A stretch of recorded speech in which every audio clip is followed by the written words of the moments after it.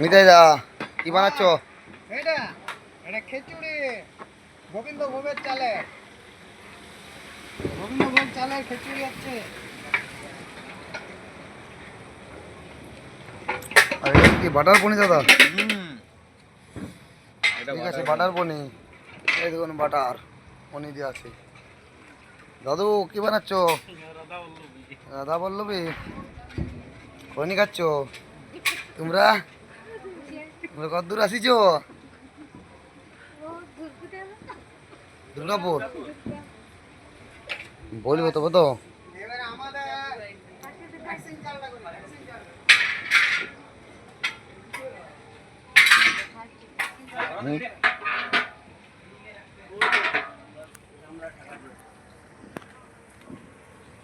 By.